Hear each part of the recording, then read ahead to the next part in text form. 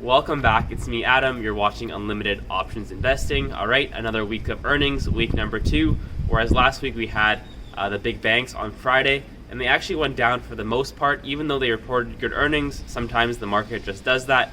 Good earnings, you sell off. Bad earnings, you go up.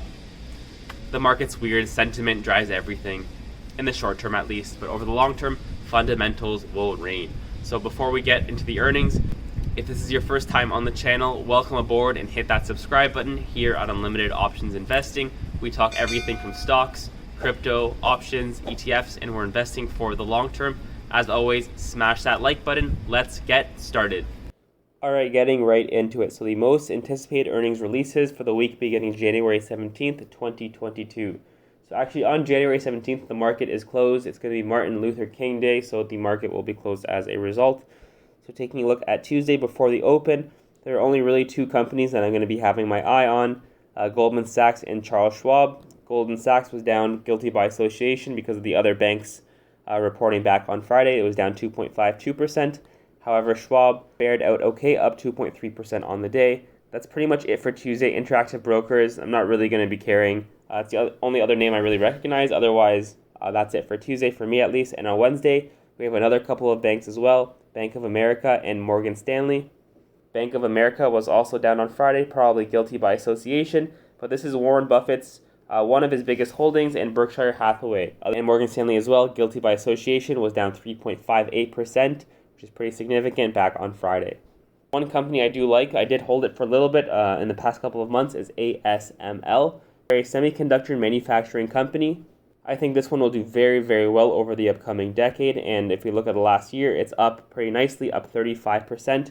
We're pretty well off our all-time high, which was a 52-week high of 895, so we're about 16% off the all-time high. Otherwise, I can see this one recovering very nicely over the upcoming years, as it is secretly one of the most important companies of the world. Another name that sticks out is Procter Gamble. This is looked at as one of the best high-quality dividend companies, as it is a consumer defensive company. They sell essential products that we need from our day-to-day lives. Looking at the past year, up 20%. Looking at the last 5 years, up 82%. A very reliable name. Another name that catches my eye is Prologus, and they are a REIT company that invests in logistics facilities with a focus on the consumption side of the global supply chain. If you look at the past year, this one is up very nicely, again up 55.84%, very steady. That's all on Wednesday before the open. After the close, we have United.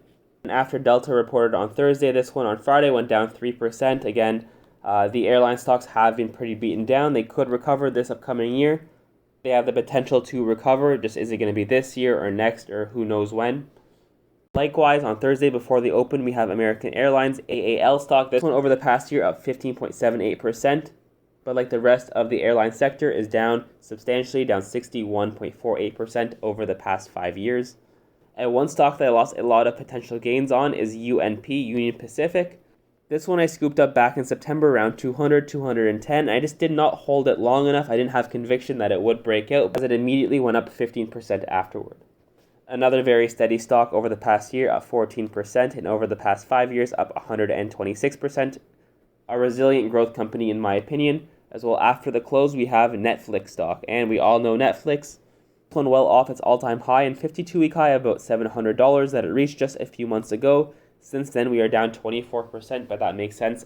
Technology has gotten routed over the past couple of months. It's been very volatile. This is probably the biggest name of the week that everyone is going to be taking a look at. And the last name I'm going to be taking a look at is Intuitive Surgical. And this is a name that I found out about when I first got into investing, and I remember it back in 2020.